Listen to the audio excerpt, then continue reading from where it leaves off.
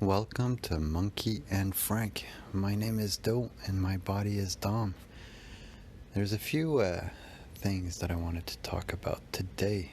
The first one is an experience that I've had yesterday. And that experience comes from the trauma that was created in my anus, in my butt, when I was young. And I've been trying to figure out a way to start looking at that part of my body so that I can become aware of it, create a new relationship with it, and maybe even heal it. And in a few of my past mushroom trips, one of the things that it showed me is that pressing, on your body and really feeling what's going on inside your organs, your bones, or whatever, and just seeing if anything is tender. And if it is tender, to create a new relationship with it, right? But how do I do that, right? For inside there, down there. And what I thought was a butt plug. I decided to buy a butt plug so that I could heal, so that I could see what it feels like inside. Because growing up, it was always constipated. It was always painful, bleeding, because I would wipe too much because of the fear of being dirty, to just a constant clenching. This year, I've realized that I was clenching all the time, all the freaking time, and I never paid attention or thought that it was a bad thing. I thought if I don't clench, I'm going to shit my pants. And before my ayahuasca journey, before spirituality awakening, I figured, yeah, sure, that's a good logical thing, right? Let's clench so that you don't shit yourself. Well, it turns out that that's bullshit. There was a trauma there that was making it so that I was clenching towards that area of my body. And it was very uncomfortable. So this year I've learned to unclench, which really helped with my constipation and with my digestion problems.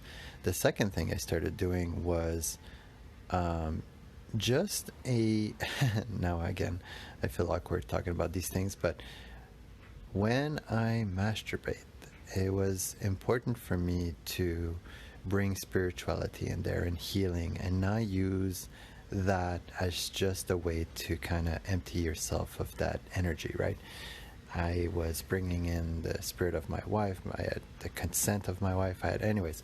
And one thing that I was practicing over and over again was to masturbate without clenching, to come without clenching, to so that I would create a new relationship with my prostate, with my anus, and because it's very connected as a man. When you come, you clench. Well, anyways, I do, and it was a thing that was making it so that I was always premature ejaculation kind of guy, because my anus was always clenched, so therefore it was kind of like always activated, and what made it so that every time I would make love or have sex with a woman, it would get hard too fast, like it was always clenched, right? There was no relaxation play. There was always a stressed, little nervous, because the last time that I had experienced that area, it was, rape or whatever, trauma, and it was uncomfortable, and reliving it this year was really uncomfortable. So that was one of my practice, and it's still one of my practice. And the first time I did that practice and actually succeeded, where I actually masturbated and came at the end without clenching, like I was able to control it the entire way. I was only able to duplicate that like a few times this year. And the first time I did, it was crazy. The experience that I experienced was like a purge from down there. It felt like a burning. Like when I came, it was just like a burning, but it felt good. It really did feel like a purge, oddly enough. And since then, I've been able to relax my down there just during my day-to-day just life, right? Because it was always anyways, there was a lot of trauma there that I had to go through. Visions of like scared of like you're gonna shit your pants, or and after a while I was like, you know, if I'm gonna shit my pants, I'm gonna shit my pants. Let it be, fuck, you know. And I just, anyways, so that's the transformation. Another thing I've been doing for down there is I've been rolling on a Corgus ball or whatever to alleviate the stress of my stomach and my inside, my kidneys, my digestion tract, my intestine. I've been rolling on that, and it's been crazy the visions I've been going through. Like, just the amount of trauma that gets stored in your digestive tract at a young age, for me, was absolutely insane. So painful. Rolling on my stomach is so painful. I thought that rolling on a foam, you know, those foam rollers on your calf or your legs or whatever, was painful. Nothing prepared me for what I felt like when I was rolling on my stomach, you know, like pressing down on my stomach. Now I've gone a long way. Like, it's crazy because I've had that ball for over 2 months or maybe more, and I've been rolling on it like every day. I try to anyways, but it's not enjoyable. It's like something that I force myself to do just because effort to heal this body, right? And it's been absolutely great. And again, that was taught to me by a mushroom trip, and a friend that I was with at that time. She came in as mother. It was insane, and was kind of talking in tongues, like whatever. And she just started touching my belly button and my stomach, and the pain like shot through the roof. But I was high on mushroom, and I was mind blown. I was talking a lot, and I remember she was saying like, "Shh, just fucking heal." Like, as mother, she was talking to me as mother. It was so cool, and I couldn't shut up. I was so mind blown, and it was kind of annoying.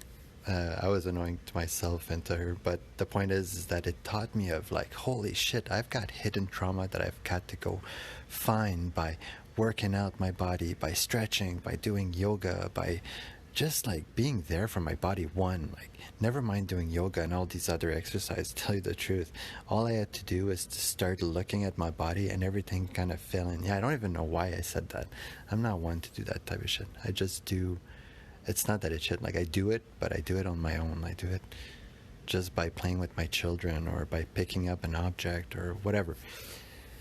The point is yeah, that. So how do I go? So I bought a butt plug just so that I could feel what it's like inside and what's going on down there. My grandpa died of colon cancer. My dad always had Crohn's and like problem with his digestive tract. My mom has got a bag, so she got like her rectum and her small intestine removed because she had Crohn's disease, and it kept opening up inside, and she was in intensive care for such a long time. She's allergic to penicillin. It was horrible. That was a horrible time of my life. It was so stressful, and she survived, and now she has a bag, and she couldn't be happier. Like, she would have, you know, passed all of those surgeries and hopes to have, you know, a normal functioning down there, and she said, like, I would have skipped all that just to go straight to the bag. It was so painful. So yeah, so I bought that, and I've been trying it, and oh my god, it's painful in there. And one of the experiences that I've had lately is I'm scared to even say it. I'm shy. Like, I've been talking about all sorts of uncomfortable stuff. Might as well go all the way. But yesterday I was doing the Wim Hof breathing after doing cannabis, and I came downstairs and I was really breathing in deep, and every time I take a deep breath in, it's for me the perfect time to look at my body. Like, my body, I'm always present, but when I take a deep breath in and I'm at the top, everything just shows itself because oxygen rushes everywhere. I've been doing this type of breathing for so long that it's a natural. I'm so blessed. Thank you, Mother. Thank you, freaking Wim Hof, man, for teaching me. The breath is life. Just taking a full, deep breath as much as you can and practicing that, like as if you'd be a frog and going as big. At the beginning, it's super uncomfortable because nobody breathes deep. I didn't breathe deep anyways. Sorry for assuming. But when I started breathing deep, like, it was painful. And I actually, like, forced myself to say, no, I want to expand more, expand. And I still, to this day, learn to expand more. My breath has evolved so much over the years. Like, my breath alone has its own journey, and it's so freaking cool to follow it, because sometimes it surprises me. You know, some days you're going to be breathing super slow, and it's going to be the most efficient breathing, and then you're going to learn a new technique of, like, deep with, like, a thought. Thoughts influence how much oxygen you're able to absorb, like if you have vision and you properly focus, kind of thing. And even sometimes when you bring in love or your affection or whatever, pictures, archetypes, it's crazy. So the vision, I was in Peru, and I was in the Maloka, and I was on 4 legs. And Justina, which is the shaman over there, she's I've never met her yet. I was dealing with her son when I went the first time, but I hear she's so magical, like a little magical being. And in that vision, I was breathing deep, the same way as I was breathing at home, doing the Wim Hof breathing. And I saw her doing her chanting and her smoking her mapacho and, like blessing me all around. And I had my pants down and I had my butt up, and I was just kind of knowing what was going to happen. And she put her thumb inside my butt, and her fingers were kind of at the top. And what she did is she grabbed my tailbone and she cracked it like up, as if like it was not meant to be in that position. And through her spirit, whatever, she just like physically cracked my tailbone. And in that vision, I started to cry, like, because it was so painful, because I've been really looking at my death and painful things. Like, I'm not afraid to have imagination of crazy things happening to me, because it already has, it's already been, and I don't want to judge life for how I'm going to get hurt or die, because it's so meant to be, and I want to see God in everything. So when that vision happened and she cracked it, in Peru, in my vision, of course, I started to cry and really breathe hard. And here at home, I started to breathe really hard and cry as if I was experiencing it. But now it was inside the vision, and my vision was everything. When there's so much pain kind of involved in your awareness, you just focus in so much onto what is. So I went inside the vision, and inside the vision, I was just breathing hard, and I got up. And I pulled my pants up, of course, and I was walking around in the Maloka, and I was doing all sorts of exercise while really breathing hard, because I was going through an experience as if I was reliving what had happened. And I feel like this is the trauma. When I was young, I would say about 8 or 9, and I went to my cousin. He was my idol, and he was the oldest cousin that I have. He was an older teenager. I think he was 18 or something like that. And he had his friends over, and I idolized him so much. And he put me up on the beam. He picked me up. I was a short kid. And when he put me up on the beam, I would hang there, and he would just kind of laugh. And then at one point, I couldn't hold on anymore. I'm like, hey, I'm going to fall. And he didn't come to pick me up. And when I fell straight onto the corner of a chair with like a pointy tip. And it just hurt my asshole and my nuts. It's like everything had like hit all, and I was crying on the ground, and all my cousin and his older friends were all laughing at me and pointing. And so I ran upstairs and I went in the bathroom, and when I checked, there was an opening in my nutsack, and I could see my nut. It's white, by the way. And I kind of pushed it back in, and my aunt came and see me because I was crying really loud. And I went to the clinic, and they put some tape, and it fixed, like it redid itself all by itself. But I remember the trauma of it. But anyway, so now I'm in the vision in Peru, and I'm walking around and doing kind of like squats and rolling, and just to kind of make my hip and my tailbone kind of go back to its natural state, and me feeling the pain of it being now in its proper space, and having like a whole lot of energy kind of coming in. And I was just breathing through it, crying, crying, crying. And then after doing that around the Maloka a few times, like a few laps, I went into my mattress and I started beating the pillow for like what had happened, like for the memory, for the frustration of like living with this broken tailbone for so freaking long, which was inhibiting me of so much joy. But it's not the point. And I beat the pillow, and then I took a deep breath and I sat in the lotus position. And I smiled because the trauma was done, the experience was done, and what a freaking beautiful vision. And I opened up my eyes, and wow, I was blown away that I was able to get an experience by just creativity, vision. Like, I don't even know what just happened. Is it the future? Is it another parallel universe where maybe who cares? It was magical, and I appreciate, and I'm so grateful for it. Thank you, Mother. Thank you, Justina. Thank you, God, for that experience. And coming back, like, I feel like that experience is all because of like the butt plug experience that I've been doing, because I've been trying to get to know my rectum by using the butt plug and masturbating. And it's hard because the pain is so, like, I feel it right now, it's so raw that it's hard to even get like in the mood, and like, but it's all good. Like, it's a practice, right? So I just feel the energy of I use lust as a healing tool in my practice. It's so cool. And I because I've got the blessing of my loved one, right, of my wife, and she supports me and sometimes, helps or whatever. But just to say that, like, so freaking blessed to be going through this healing, man. Doesn't matter if it's inappropriate or whatever, and it's uncomfortable for even you guys to hear. It's super uncomfortable for me to say, but it's so necessary, man. Like, if you are going through any type of pain, create a new relationship with it. Like, go insane in the idea that you are not this body. And oh yeah, the other experience, I am not this body. So this morning I was in the shower.